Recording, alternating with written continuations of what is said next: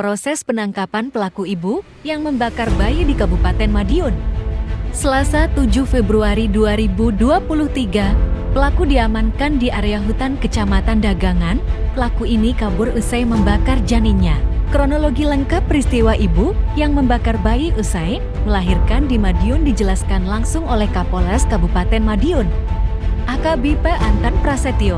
Diberitakan sebelumnya, seorang ibu di Dusun Kalisanten, Desa Ngranget, Kecamatan Dagangan, Kabupaten Madiun, diduga tega membakar bayinya yang baru dilahirkan, bertempat di dapur belakang Kaur Umum desa setempat.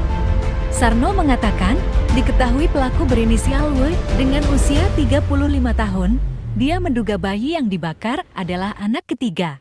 Kejadiannya Senin kemarin. Ketika tetangga curiga, pintu rumah yang bersangkutan tertutup, tidak terbuka sejak 4 hari lalu, coba diketuk tidak ada balasan, begitu didobrak warga.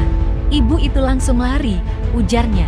Menurutnya, jasad bayi itu dibakar di atas tungku, kemudian langsung dimakamkan oleh Modin setempat. Pelaku yang kabur tersebut ditemukan di hutan tadi pagi, saat ini sudah diamankan di Mapolres.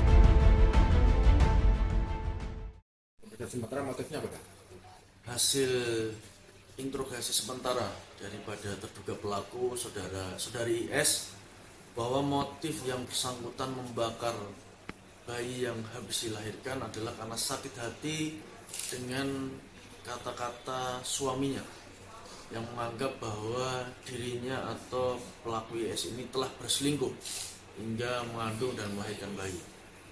Suami pelaku bekerja dan tinggal di Banyuwangi, jadi jarang pulang ke Madiun. Terus kronologisnya sendiri gimana? Dilahirkan kapan, dibunuh kapan, terjadi kabur kapan?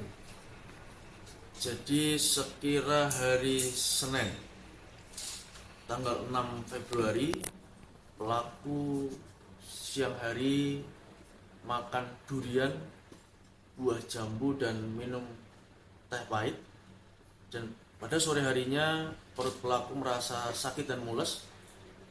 Terus dia berbaring di kamar. Tiba-tiba dia merasa bahwa akan keluar janin. Begitu keluar janin, yang bersangkutan ingat dengan apa yang disampaikan suaminya perihal tuduhan perselingkuhan.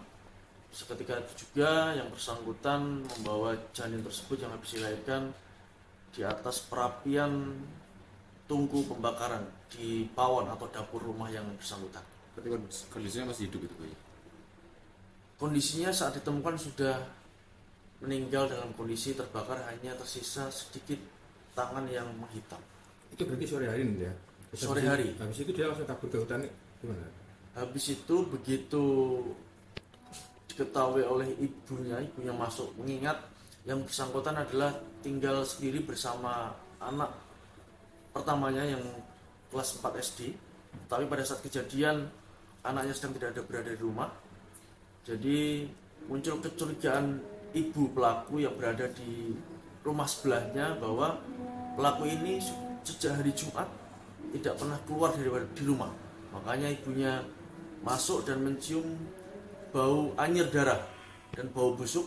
Dia masuk di kamarnya, melihat jajaran darah, dan dia memanggil adik si pelaku yang tinggal bersama orang tuanya untuk mencari si pelaku, tetapi tidak ditemukan.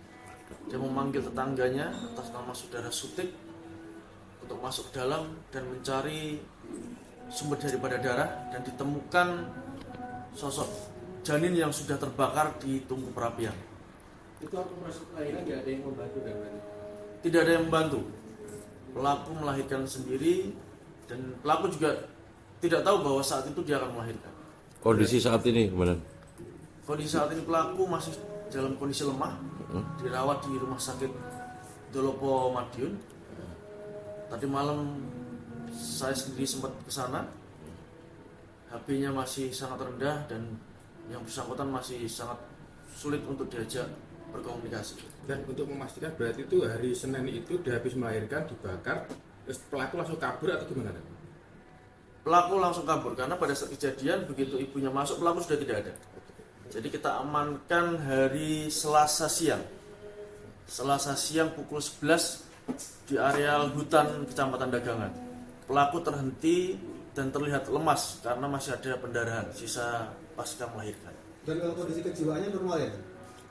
Sampai saat ini dari keterangan para saksi tidak pernah ada riwayat kejiwaan dan dalam kondisi normal, tetapi nanti apabila sudah kondisinya pelaku ini dinyatakan sehat, kita akan melakukan pendalaman dengan memeriksa kondisi kejiwaan.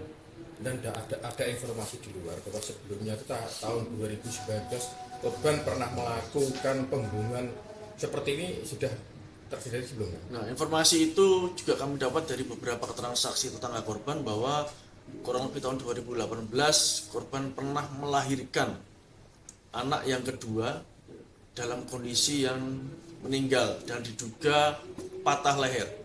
Kami masih melakukan pendalaman, mengumpulkan keterangan saksi dan mencari letak tempat dimakamkan anak tersebut pada tahun 2018.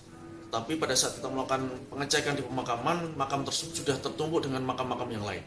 Tapi masih kita lakukan pendalaman. Berarti harus mengarah ke dugaan ini juga.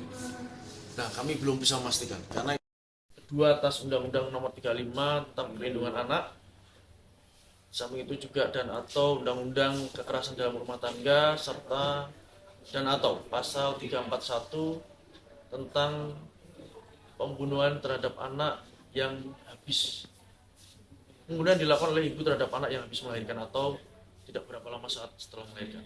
Ancaman hukumannya maksimal 50 tahun.